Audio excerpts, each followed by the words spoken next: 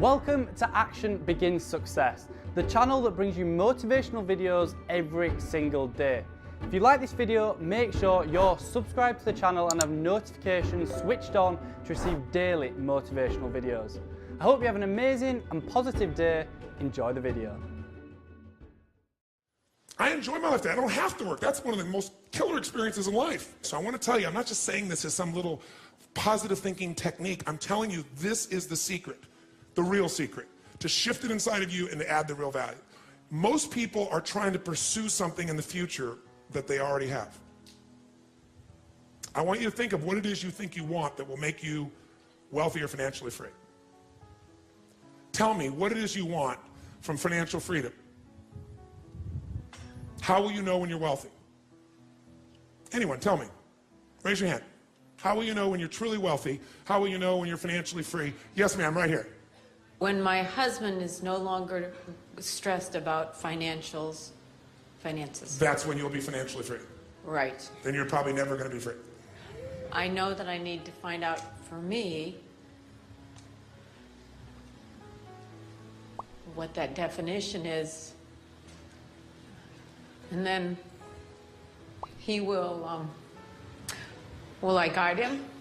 Will you what? Will I guide him to find his own definition then? Well, here's what's interesting. First of all, has she defined this game in a way she has control over, yes or no? No. So the chances of her feeling truly financially free or wealthy are slim to none. Because have you made more money? How long have you been together, you and your husband? 33 years. 33 years. Wow, give her a hand. And by the way, do you love him? I love him so much. Does he love you? Yes. Are you a rich woman? I am the most wealthy woman in the world. Give her a hand for that one for starters, ladies and gentlemen. Now notice, if she associates to that part of her wealth, can she get to where she feels rich, yes or no? And by the way, from that place, she could look at him in a different way and say, isn't it amazing that I have a man that cares so deeply for us that he really wants to make sure we're always doing well in this area. And all his worry is a way of trying to demonstrate that he wants to take care of me and love me and take care of our family. And how lucky am I? How incredibly rich am I to have a man that cares that much? Would that be a different meaning, yes or no? Would it feel different? But if her view is that he has to give up his worry, she can't control him, number one. Number two, he may think that worry is the way to demonstrate love to himself and other people. And you can get financially free by defining the game in a winnable way. A certain amount of money that we meet, and that covers what we're going to call financial security, which might be your housing, your cars, your food, and basic entertainment. How many would feel rich if you didn't have to work, if your investments alone, the income from your investments, the income, covered those four items: your housing for the rest of your life, your food, right, your travel, and some entertainment? How many think that would feel pretty good? Say aye. And by the way, that number is way smaller than what most of you think of when you think about being financially independent, which is everything covered without working. So why not get the first one down pat? And you're going to know exactly what that number is for you and what it's going to take for that number where you don't have to work to meet it. Then we can look at financial independence, where you don't have to work and everything is covered. Then we go to financial freedom. You don't have to work and everything you can think of is covered. Anything you ever want to do for yourself or others, those you want to give. That's a different level, isn't it? And most people think of financial freedom, they come up with this gigantic number that if you even figured out everything you want, it's nowhere near as big as you think. And because it's so big, you never even start the journey. And you don't think it's going to happen. So you talk about it, you hope you'll get some big hit sometime with your business or something, but you never get going. How many follow this? Say aye.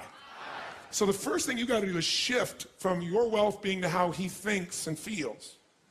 And if you can do that, that might give him the space to be able to see you're happy. Does that make sense? Yes, Give her a big hand. Thank you very much. Somebody else. How do you know? How do you know when you're wealthy, when you're financially free? Somebody else. How about this lady right here, the blonde hair? Yes, ma'am. Give her a hand.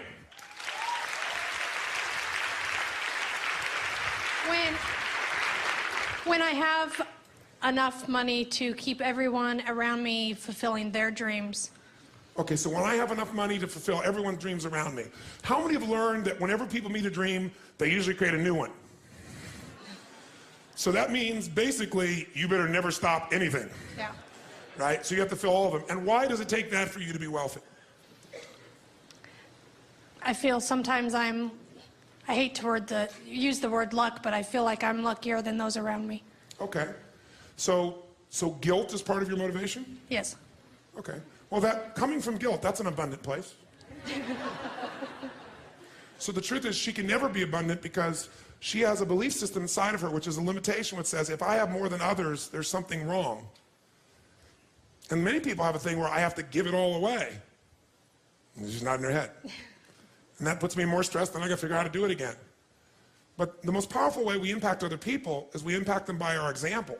So don't get me wrong, I mean, I think most of you know, I help feed millions of people each year. I do projects in Jerusalem, I do projects all over the world. I love what I get to do with my life. Big into contribution, gigantic. Not just with my words, with my time, not just my money, my time and energy.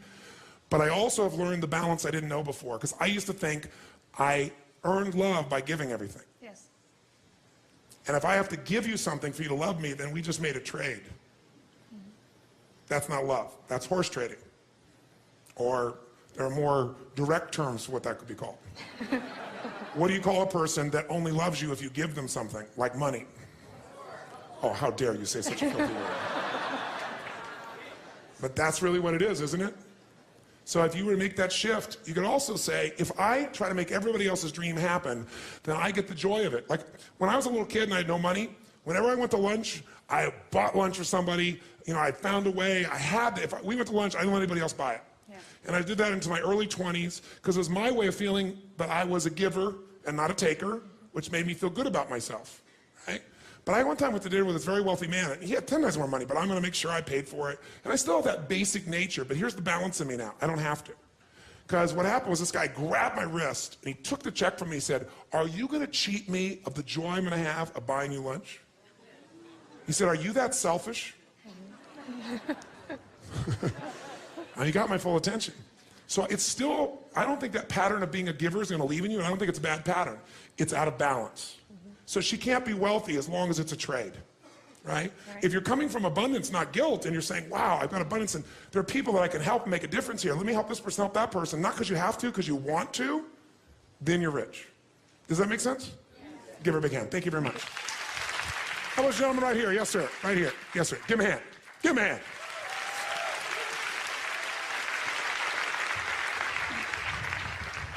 Wealth, for me, financial freedom would be when I have reached a point where I would be somebody that I would look up to in this area, the financial area. Okay. A role model. Okay. So I got a question for you. Are you right now a role model for somebody else?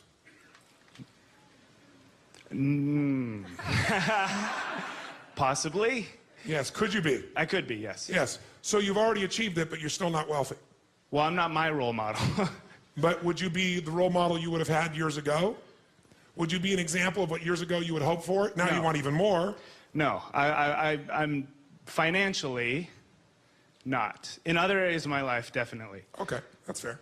So what he's saying is, my definition is it has to be something that somebody looks up to. In other words, I need to be significant is the need he wants in financial terms in other people's eyes. And if you are significant in other people's eyes, what will that do for you? Well, you know, as in my eyes, somebody that I would look, somebody that, but when an example. But when you get there, you won't look to yourself anymore. When you get there, you'll just be at a different level, and then you'll be trying to figure some other level of what you need to get to so you would respect yourself. That's a good point. He always makes good points. You notice that? So what you're doing is, here's the game you're playing, and I want all of you to hear this. No amount of money will ever make you wealthy.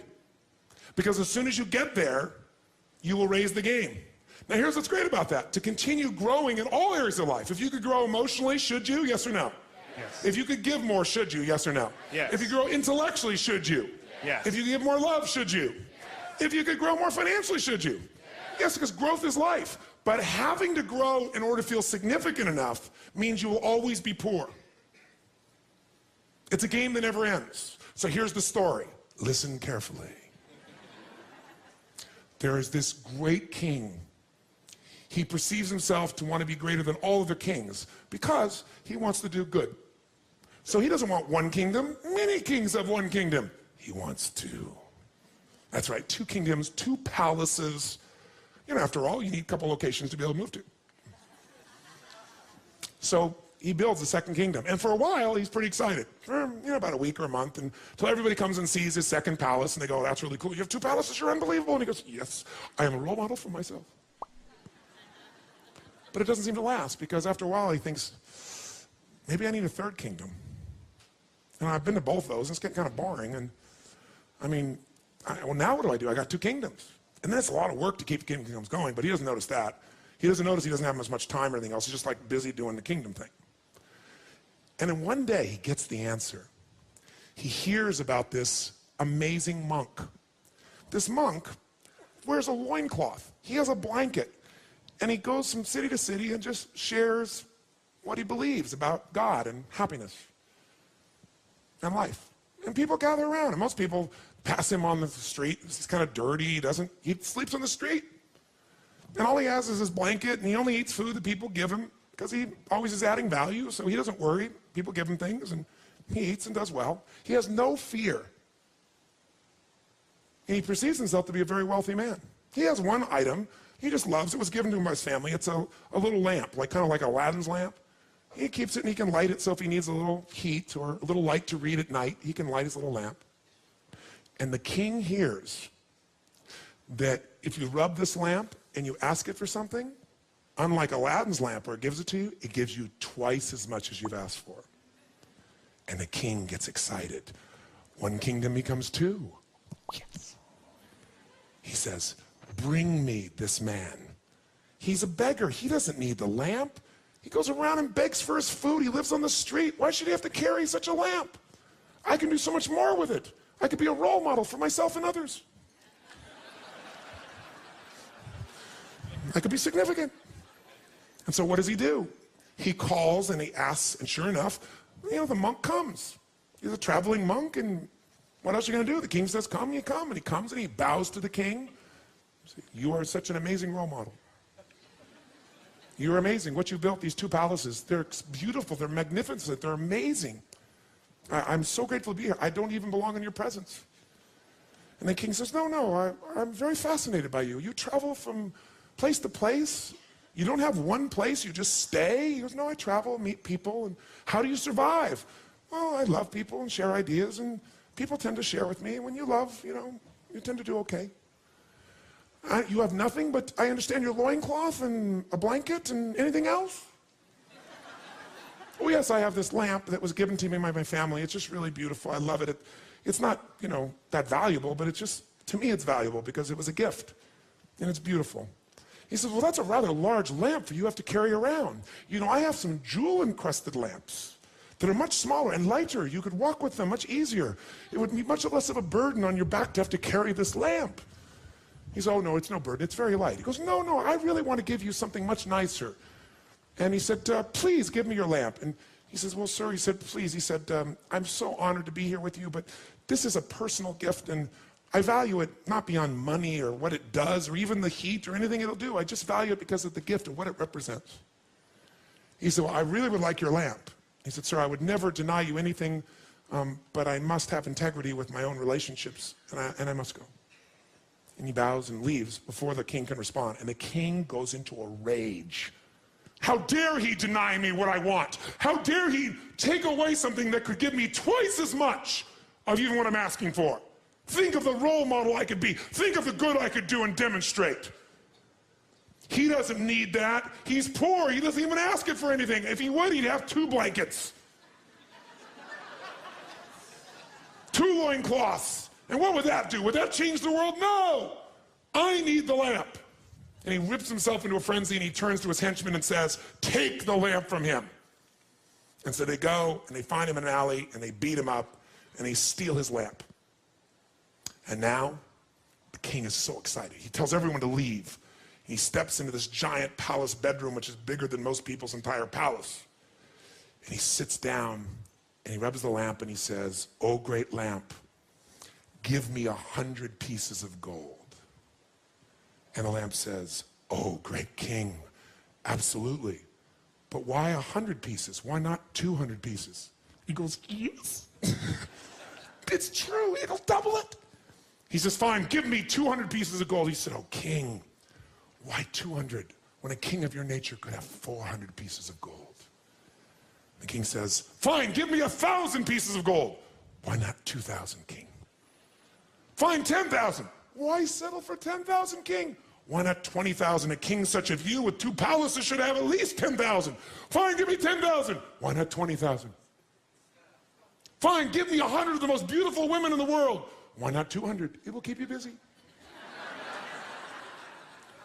And this goes on for hours and hours throughout the night. And the king gets into fervor more and more and more intense. And the lamp keeps expanding his point of view. And he keeps thinking, my God, I'm thinking so small. And he gets bigger and bigger. And this goes on for 3 days and nights. He bars the doors and won't let anyone in, just him and his lamp. And he starves to death and dies. And that's the end of the story.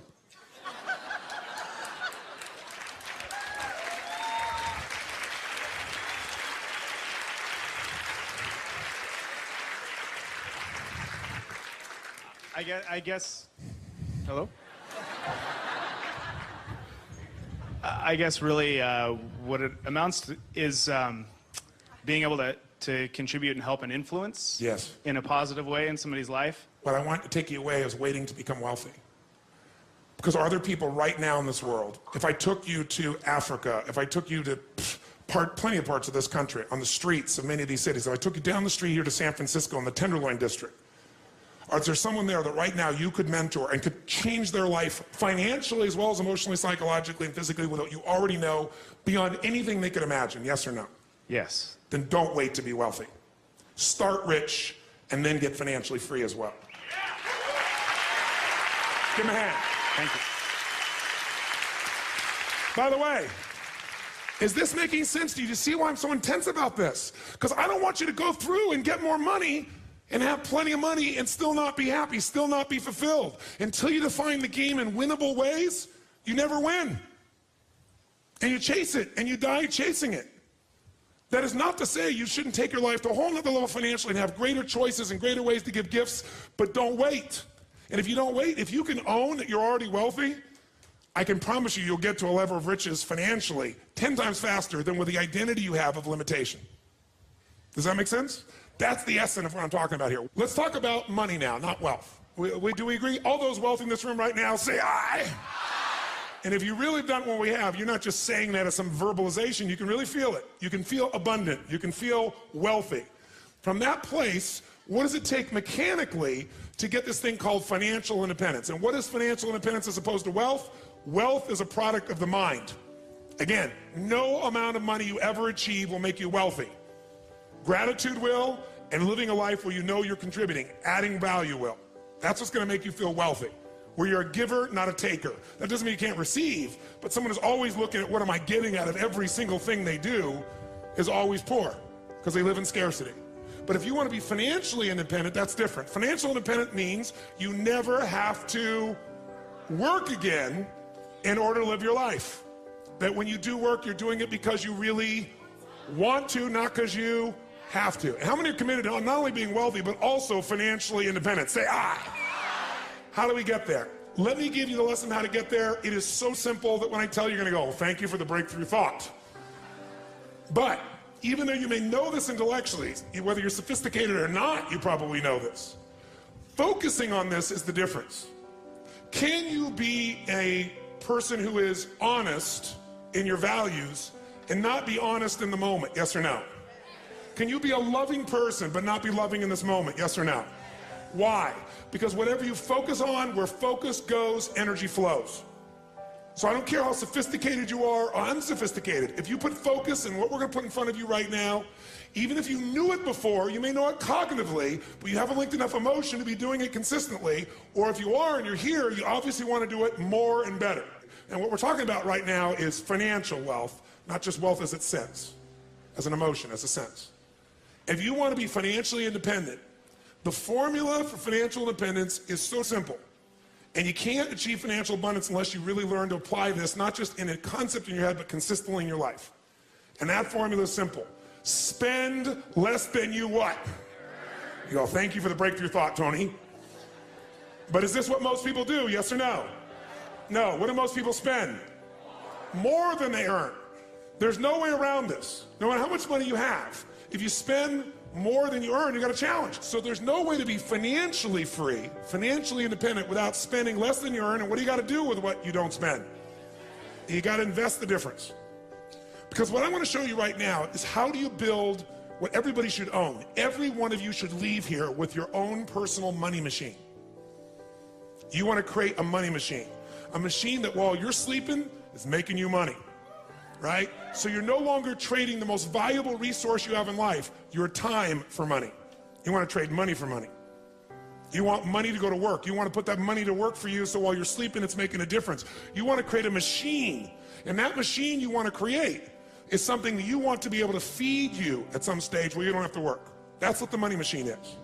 And so how do you do that? First step, spend less than you earn and invest the difference. Now question, how many of you currently are spending more than you earn? Be honest, raise your hand.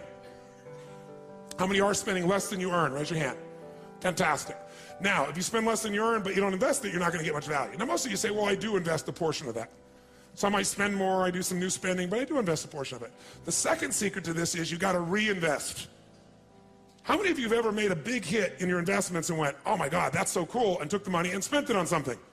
Raise your hand, say aye. Come on, say aye. I know you all, anybody who's invested has done this. If you got a big hit, you go, oh, this is it. Nothing wrong with that, but you got to make sure a significant amount of that, you reinvest your returns so you get compounded what? Compounded growth is the most basic principle in the world. We all know it intellectually. But are you emotionally associated enough that you're really utilizing it to its maximum capability? If you don't, you're not going to get financially free. You will never get financially independent by your earnings alone. Let me tell you something. There's 3 or 4 areas of your life you don't want to go to an expert.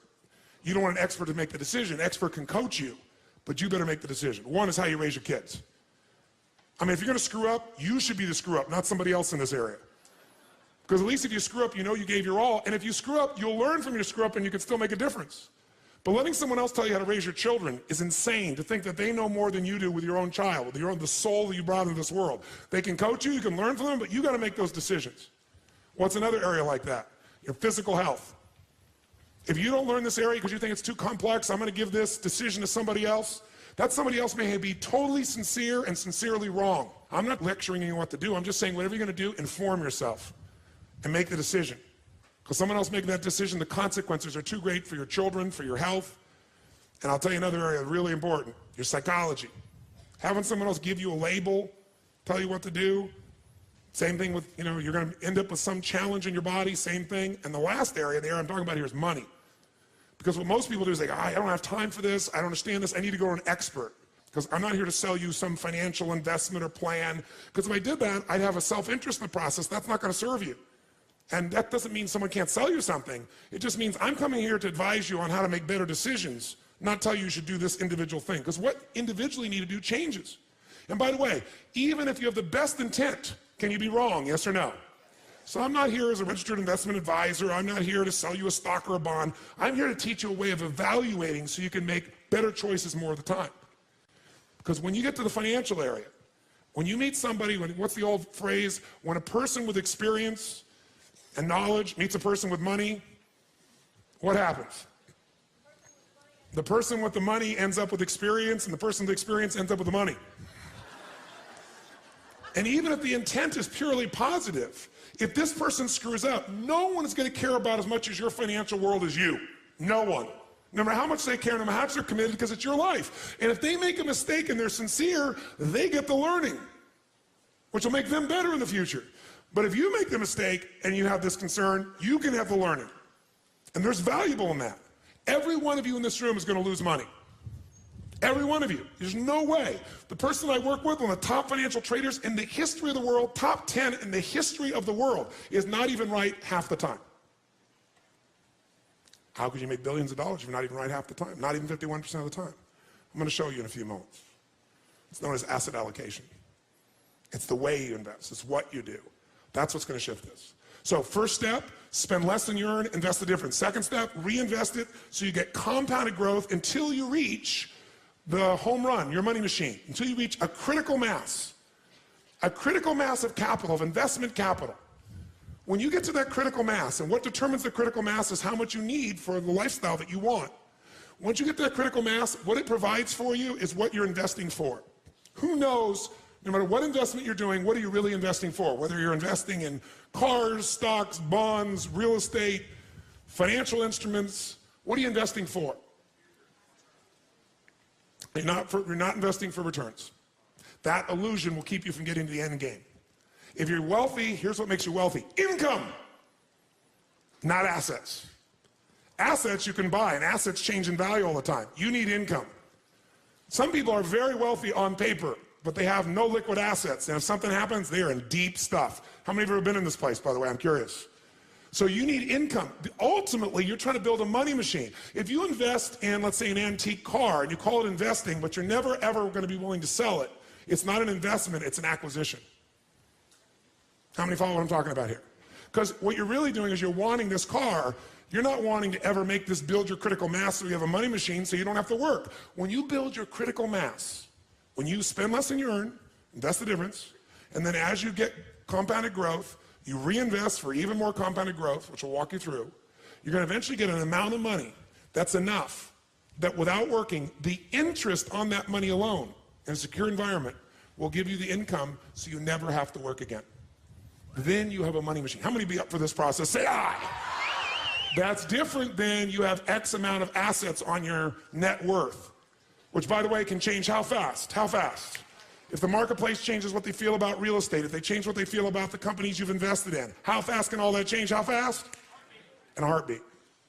The valuation of the dollar, or the pound, or the mark, or the euro, or anything else can change how fast? How many like the idea of building a money machine? Say aye. This is the only reason to invest. You invest for one reason, so you have an income for life without working. And to do that, you got to build a critical mass of capital, that the interest on it alone will give you that income, and you can have the life you want without working. And the only way to do that is do those first two steps. Spend less than you earn, invest it, reinvest it till you hit that critical mass. And we're going to show you ways to accelerate that, make it happen. That's the entire financial game in one paragraph or one thought. So everybody here's goal is, here's what you want to say. I am building a money machine. And its purpose is to give me income for life without working. Hallelujah. How many feel hallelujah on that one? Say aye. Now, how to do that is actually a lot simpler than you think. We make things more complex than it really is. You got to think of this as your target. Now, by the way, you know whether you're on the path of financial freedom or financial independence or not by, can you answer, are you doing the first part? Are you spending less than you earn? And are you investing it? And are you doing the second part? Are you reinvesting and getting compounded growth? And are you moving towards that critical mass that'll get you free? And do you even know what that number is? If it's a general giant number and you keep moving the number, you'll never get there. We have to define, this is what it is. So think of this as the bottom line. In order to achieve what you want, where you have a money machine, here's what you must do. You must pick out a minimum financial goal for yourself. Even to achieve your minimum financial goal, you got to pick out a specific amount of money that you're going to invest every month, every year, no matter what. A specific percentage of your income. If you don't do that, forget the rest of this course. It's a waste of your time.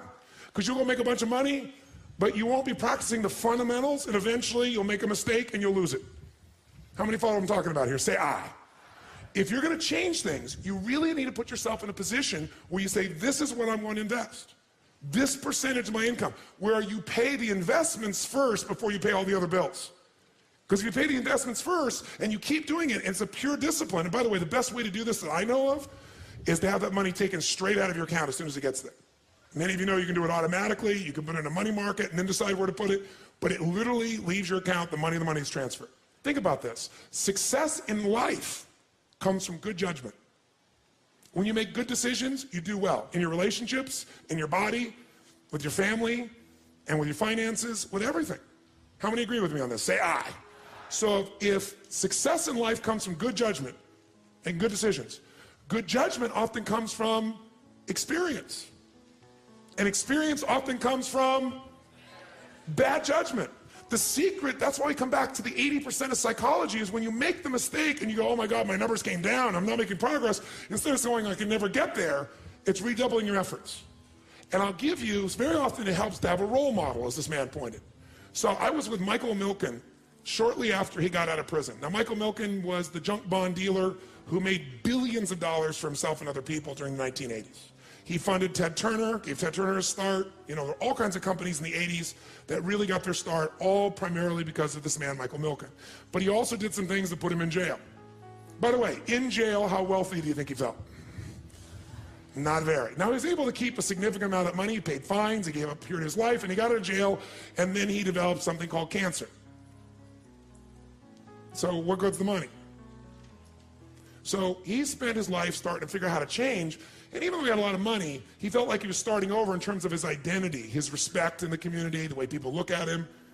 So he began to try to figure out how to do good works, but he was really feeling defeated till he met an interesting guy, a guy named Carl Eller.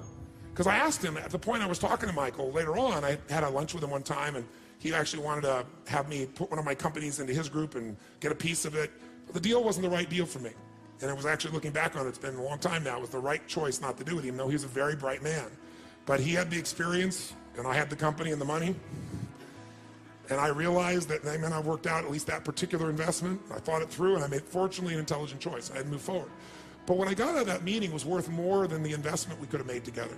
What I got out of that meeting was a role model that I'd like to give you, and it still guides me. And this man, Carl Eller, was his role model. And I said, well, tell me, what's so special about Carl Eller? He said, well, let me give you his history. In 1952, Carl Eller was a man who got involved in outdoor advertising. A young man, he went to work for a company, and as he did this, he worked there for about 10 years at a particular company.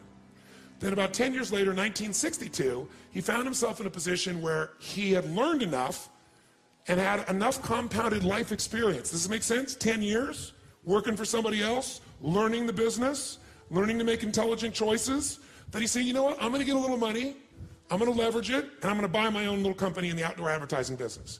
And he did that in Arizona. So he buys a little company, outdoor advertising, and he calls it Eller Advertising, or Eller Outdoor, if I remember correctly. What happens next? Well, he takes the next 6 years of his life, roughly, and he builds that company up. And about 6 years later, he builds it up enough that now, all of a sudden, he looks at his life and says, I can merge this and get more value. I can work with someone else. I can see what those guys did at the company I worked for. They didn't just do things, they merged with other companies. So he follows the model he learned. And so sure enough, he merges with a local radio and television station there in Arizona. And the value of that company, which was called CCC, grew immensely. So sure enough, he takes another 10 years. So imagine now he's been running this company 6 years on his own. He's got 16, 17 years into this now. Do you think you can compound things over 17 years if you make intelligent choices and you're smart? Yes or no? Do you think all the decisions he made were good ones? Yes or no? Did everything he do make money? Yes or no? He failed at many things, but he had the psychology that he learned from everything. And if it didn't work, he said, that's experience, and we'll learn from it, make a better decision. So over the next 16, 17 years, he basically moves into the position where all of a sudden he's in the place where this company has some real value, and he sells it with his partners to Gannett, the people that own USA Today, a really large firm. 1980, he becomes chairman of Columbia Pictures. And in a short period of time, from 1980 to 1983, taking what he's learned from the advertising business, he grows Columbia Pictures, and he helps them to merge with Coca-Cola. So by 1983, picture this. This man has been working his entire life, right? 52, he got in advertising, it's 83. How many years there, guys? Basically 30 years, right? 3 decades. As long as I've been doing what I've been doing, that's how long the gentleman was who accumulated for himself $70 million just by investing in other people's stuff, not even having to do it. You don't have to be a great entrepreneur to make money. You can invest in a great entrepreneur. You know, you can look over at somebody like Bill Gates and say, I'm going to own a piece of him. Let him be the creative one. I don't have to work all around the clock. Let him. It's a lot of ways to get wealthier, a lot easier than just running your own business, and many of us love running our own businesses. This man was good at running his businesses. So by 1983, he's accumulated a net worth of $500 million. 30 years, $500 million. How many think that's pretty good? Say, ah. And by the way, $500 million in 1983. 83 was, decades ago. What's that worth today? I don't know, but probably it's certainly spending power worth more than $1 billion, that's for sure. So he's got $500 million. So what's he gonna do? At this stage, he's, at that stage, I think he was 55 roughly, somewhere in that range, mid-50s. And so he says, well, I got all this money, but I don't have to what? I don't have to And so he does them for a while, but it makes him crazy. It's like, I got to do something with my life. I have some meaning. You can only lie on so many beaches. You can only drink so many daiquiris. You know, I mean, I want to do something productive. So he comes up with this idea that he's going to take over a company called Circle K. Circle K is a company at that stage that's doing about $700 million in sales. He goes in and partners and he puts up a chunk of his money, in fact, virtually all of his money to make this deal happen. But he thinks, I'm going to turn this thing around. And guess what? He does. He turns Circle K in roughly 5 or 6 years into the second largest convenience store in the world behind 7-Eleven. Second largest in the world. It's got like 4,500 stores in the United States, about 1,500 overseas in like 100 countries. Just an amazing growth record. He takes the company from 700 million in gross sales to over 3.5 billion in gross sales in that short period of time. So now we're really looking really good, wouldn't you say? We're in the early 1990s now. Right? He's done this for 6 or 7 years. He's built this incredible piece, and in 2 years, the entire company reverses its fortunes and goes bankrupt, and he loses $500 million, everything he's accumulated in 37 years. And he's 62 years old. And he has nothing. He not only has nothing, he owes $100 million at 62. He went from up 500 million to down 100 million. How many of you ever have thought you were in bad financial trouble and it wasn't that bad? Say aye. So you thought, oh, I lost my job, or I lost my income, or my investment went terrible, or the house I bought was not worth as much, or I bought the stock and I lost it, or, you know, I went through a divorce and it was terrible and I lost that. Trust me, this makes anything anybody in this room's ever experienced look like nothing. Now, what do you do when you're 62 years old, you work for roughly almost 40 years of your life, you're up 500 million, everybody respects you, your name is well known, and now you're a total failure or you own $100 million. 99.9% of the planet would go bankrupt, obviously. But he decided there was still time. What was that? Mechanics or psychology, my friends? What did I tell you? 80% of financial freedom, financial independence, and all of wealth is 20% is. He said, I still have time. At 62, he had the guts to say, all I got to do, I got to get some money, right? I got time. I got to get into compounding again, and I got to make better choices, which at this stage will not be difficult. I made some bad choices here. You know, what took me almost 40 years to develop, I lost in roughly 3 years, 2.5, 3 years. But if I can lose in 2.5, 3 years, I didn't lose the 38 years or 39 years or 37 years or 40 years of what I learned, who I am. So he didn't say, I'm starting over. That was the difference in his psychology. He said, I'm going back to what I know. And at 63, he went back to Phoenix, Arizona, and leveraged everything he could possibly get a hold of and got people to invest, and he bought a small outdoor advertising company. And started over, but he didn't call it that. He said, I'm going back to what I know, where I can make more intelligent choices. And so what happens? In less than 5 years, he builds that little company up, and he compounds it in 25 cities, and he builds himself to where, at the age of 68 years old, 4.5 years later, actually almost 69 at that stage, if I remember correctly, he now is a billionaire again. He sold his company to, what was the company's name? Clear Channel. He sold his company to Clear Channel and became a billionaire in less than 5 years. He was never a billionaire after 40 years. Now, this would be a lesson in one thing, mechanics or psychology. Which one? Psychology. But it's also a lesson in the next most important mechanic you better know. Because everybody's going to make some bad choices, and some of them could cost you seemingly everything. Or you may even make a conscious choice. You're going to change something, and you know, making a change in a relationship can cost you much more than half of what you have, depending on how your life is structured financially. But it may be worth it. How do you not be destroyed by that? You got to have psychology, but you also want to avoid it. If he was going to be here today, and you're going to ask him, besides your psychology, what was the biggest mistake you made? Your psychology made you well, but what was the biggest mistake you'd make? He would say one thing to you, and I want you to hear it now, and every one of you have heard this, but you may have heard it cognitively, you may have understand it intellectually, but you don't associate enough emotion to it because you're not maximizing it. My guess is if you're in this room. You could do more. How many agree you could do more in just about anything that matters? Say aye. and that's called asset allocation. He said the mistake he made was asset allocation. I'm going to show you this now. This is not sexy. This is not completely new for someone sophisticated, but you better make it new for yourself right now. When you're green, you grow. When you're ripe, you rot. You got to get green back on asset allocation. Because what happens is you get to be a sophisticated investor is you tend to look at where can I put my money where I get the largest what? Say it again, what? And that's the biggest mistake you're going to make in your life. It's counterintuitive, but asset allocation is the single most important decision you're going to make in your financial future. You screw this up, you can do everything else I said well and end up empty financially. Not unwealthy if you stay associated to your psychological strength, but you certainly are not going to be financially free. And this is the mistake he made, asset allocation. What does it mean? It means every person in this room is going to make the wrong decisions financially at times. You're going to get the best advice. You're going to study the past. The history shows that the market is going like this, or the real estate market is going like this, or gold is going like this, or something is going like this. It keeps growing and growing, and you feel like you're missing out if you don't get in. How many felt that recently in some financial valuation of something? Say aye.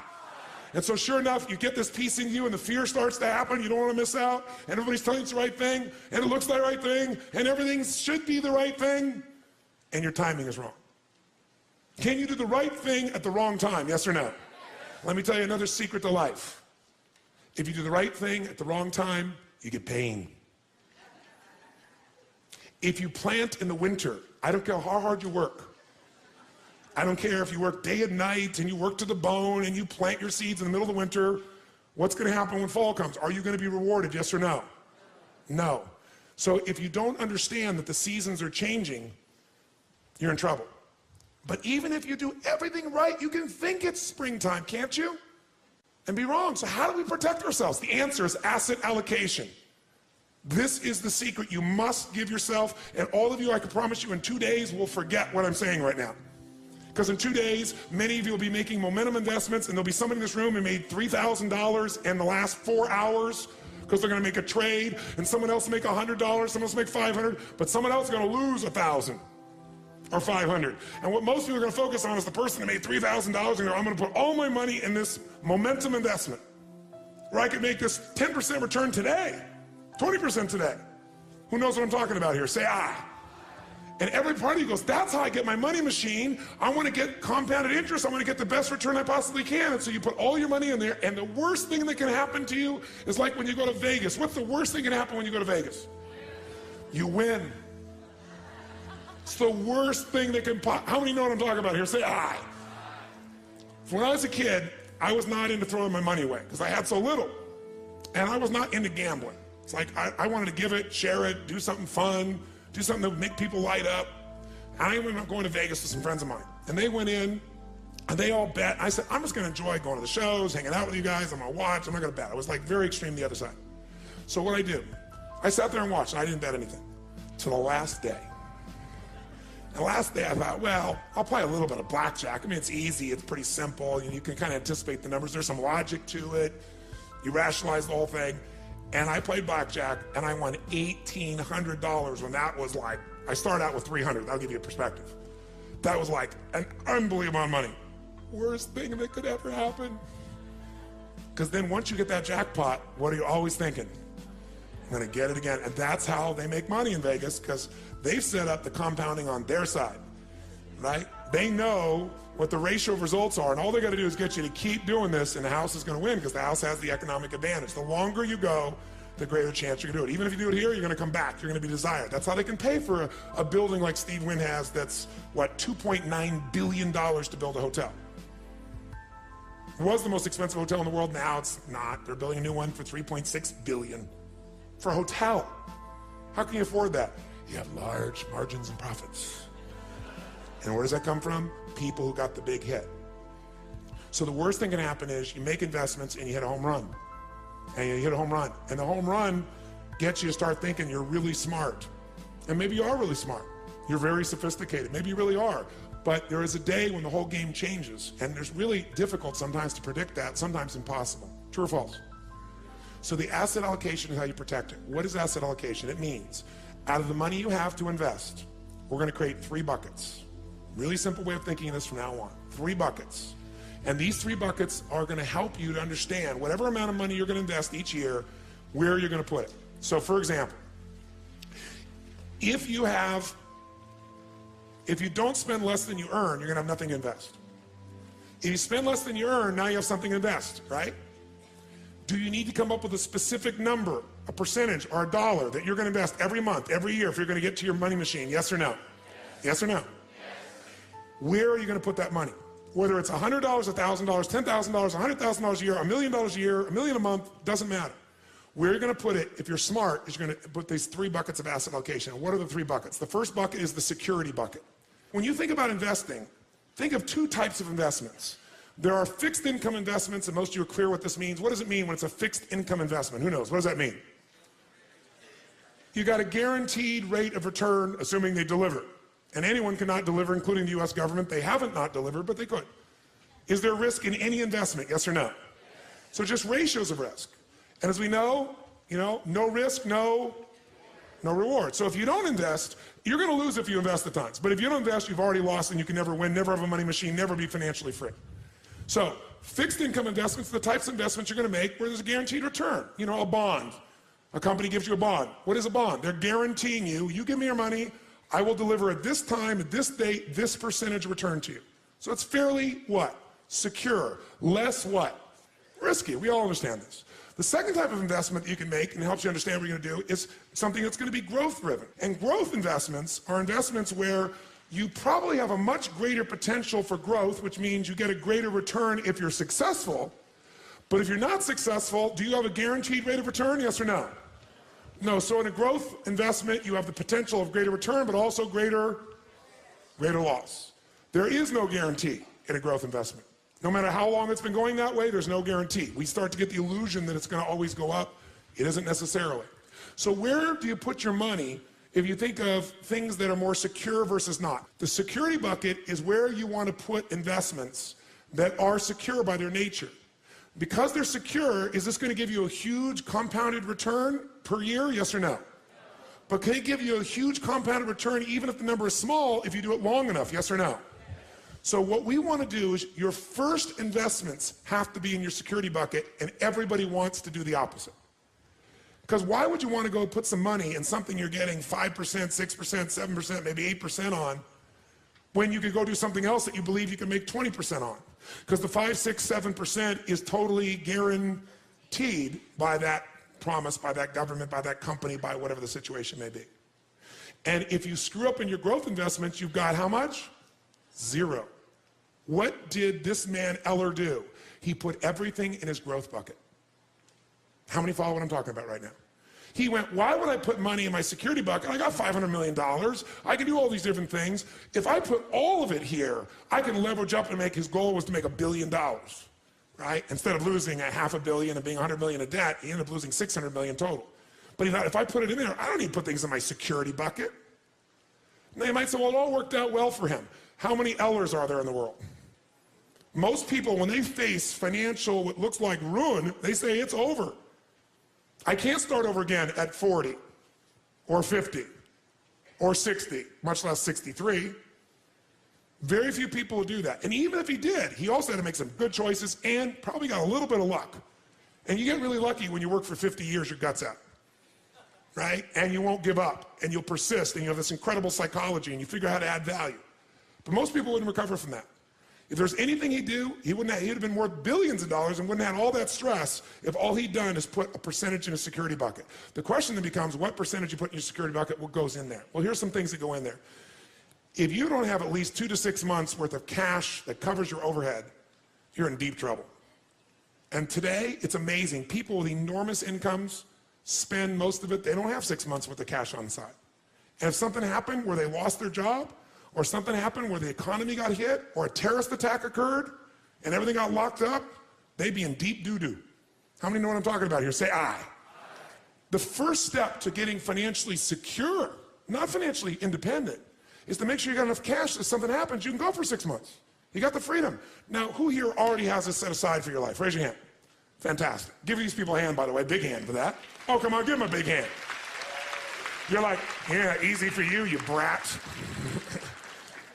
This has got to be a basic financial goal. Now, nobody wants to do that because it's not sexy. And you're saying, I could be using that money for compounded growth, Tony. Yes, and you could not be compounding, you could lose, and then you're starting with nothing. How many follow me on this? Say aye. How much of that should go in there? 2 to 6 months, a year? Depends on your psychology. But whatever's going to make you feel secure, it's individual for every person. I'm not going to tell you you should put 6 months in. Maybe 2 months is fine for you. Maybe for some of you, you want a year in there. Right? It's different for everybody. This is where you got to start to know the truth of who you are, not what you project. And some people are more certainty driven, more security driven than other people.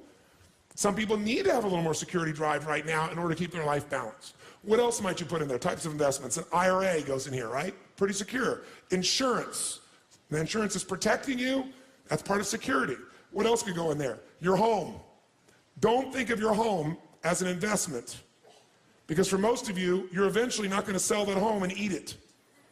You're not going to sell your home and get income off it. Now, some of you maybe, you made a stage of life where you're accumulating the same homes, and eventually you're going to sell and buy a smaller home and take that critical mass that came from selling the big home, and it's going to take care of you for life.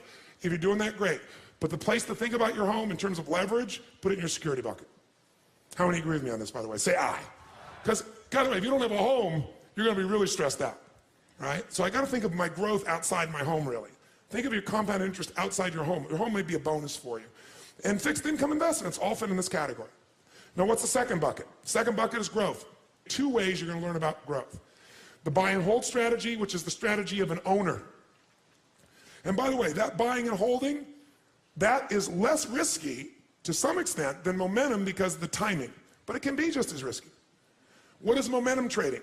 That's when you're no longer an owner, you're a trader. A financial trader, everybody's a financial trader. Most of you trading time for your money. Here you're trading money for money. Here what you're looking at is you're seeing movement in prices that may or may not have anything to do with value. Can a price change just based on perception of a company, yes or no? Can perception change the price or the value of real estate, yes or no? A little or completely? But very often, there's a fluctuation that can come from an event, from a perception, and what a momentum player is doing is they're playing for the short term usually. They're in and out when that fluctuation happens. They're betting on the up or the down, because as momentum players, I want you to understand something. Everything we're going to teach you will work in a bull market or a bear market. It would be irresponsible to teach you a set of principles that are based on a market only being bull, because right now in the country you live in, it's a bull market in real estate or stocks or gold or silver or whatever it is. That's irresponsible. You want to be able to make money no matter what happens in the market. How many excited about this, by the way? Say aye. But even if you get brilliant, even if you do it, can your timing be wrong? Yes or no? Yes. Can you be totally smart and make the wrong decision? Yes or no?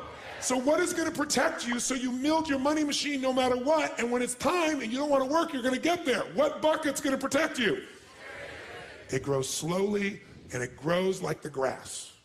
So how much should we put in our security? And by the way, you say, well, what's the third bucket, Tony? Well, there's the security bucket where we put our money first. Second bucket, growth bucket, we put our money second, and we put a percentage in there all the time. Third bucket is the dream bucket. The dream bucket is you want to travel around the world. The dream bucket is you, depending upon the size of how you think or what you're doing or your economics, you want to own a condominium in Aspen.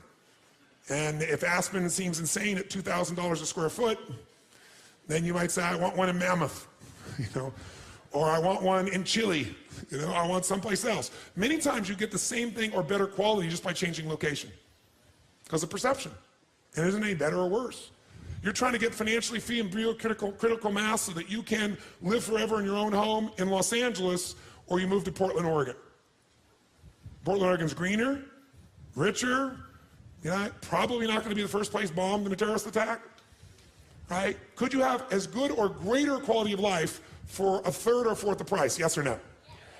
So sometimes you can get to your goal quicker just by changing locations, changing your perception of where you need to be, breaking your own pattern, okay?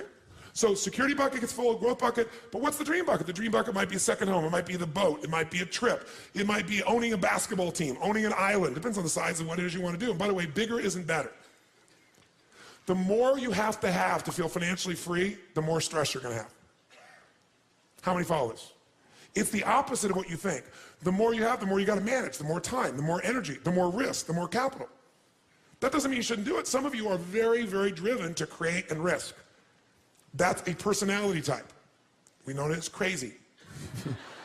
I happen to be one of those types to some extent. But even a crazy person's got to make sure their security's there, or their craziness at one point will bite them. How many follow? If you can get financially free for less, do it. Be wealthy now and get financially free quicker. And then lock in, you won. And then keep that stuff in your security bucket. And if you want to play a bigger game now, you've already won, and everything you're playing now, that's where the house is money. You can go for something bigger, and if it doesn't work out, you're still handled. Your security, what you're here for, is totally free. How many follow what I'm talking about here? Say aye. Now, how do we decide to fill these up? Well, your stage of life plays a role. So in your security area, if you're really getting started here and you don't have the security there, if you're really conservative, you probably need to put 40% of your investment capital there. 40%, so you're totally protected. If you're more aggressive, maybe 30%. By the way, which one of these three buckets do most people try to fill first? 1, 2, or 3? 3. And how do they do it? Borrow money. And what they buy usually isn't a real asset. It breaks down in value. The car, the secondary home in an environment that the market changed, whatever it is. They don't usually make money on it long term. They usually lose money. And then they have no financial freedom. So they got to go work. I'm wealthy, I'm happy, I have love, I have all these things. Nothing wrong with that, but why not have both? What do you think the second one is to be filled for most people? What's the second one? Quick. Growth. They go for growth, because why? I want a bigger what? Return. But a bigger return potential brings with it greater what? Risk. You absolutely want to fill your growth bucket, just make your security bucket the first one, because it's the one you want to fill least, and it's the one that'll protect you. You want to learn from Carl. You don't want to wake up and say, I'm starting over. You don't want to have to use that psychology. Great if you could, but use that along the way when you make mistakes, not when you lose everything. That's what Carl will tell you. If Carl was here to support you right now, he would say to you, listen to this man. Listen to him. I know it's boring sounding right now. I know it's not exciting, but this is your life.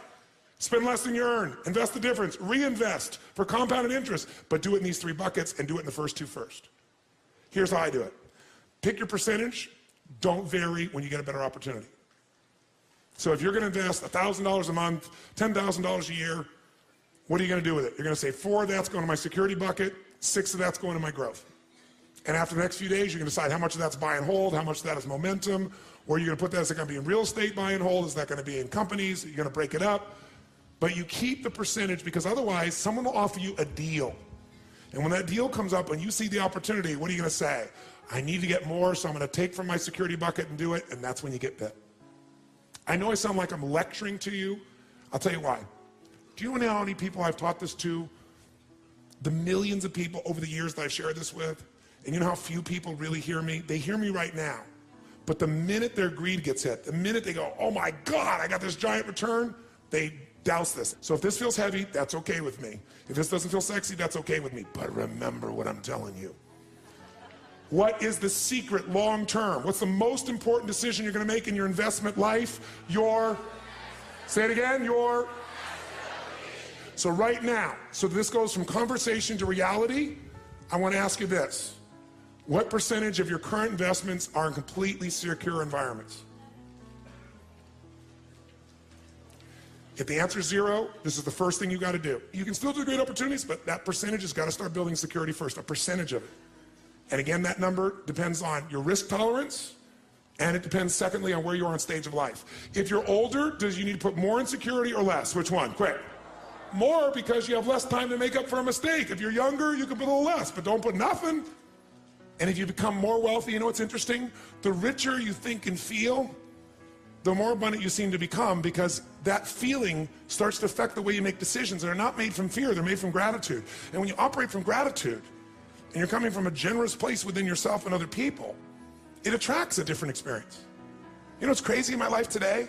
Today, people come up to me every day of my life, no exaggeration. If I'm in the public, if I'm in a restaurant, and because I've had, 50 million people get my books and tapes around the earth, no matter where I go in the world, people don't come up and tell me these great stories, but someone will come over to me and they'll say, they just paid for your dinner or your lunch or whatever, or they want to buy this. And I would say, no. They go, no, they insist.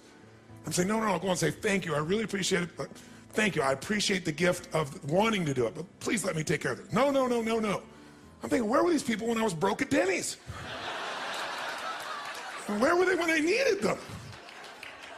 When you're rich, everybody wants to buy you lunch and dinner. When you're successful and wealthy, everybody wants to do for you. When you're not, ironically, no one wants to do a squat for you. Except the few people that feel sorry for you or want to be generous in some way, but the majority don't. It's ironic. The more successful, the more happy, the more healthy, the more wealthy you become, you get momentum.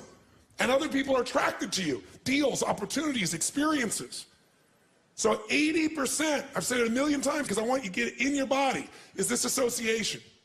So will you give everybody a hand for this day for starters? Everybody a hand for this day.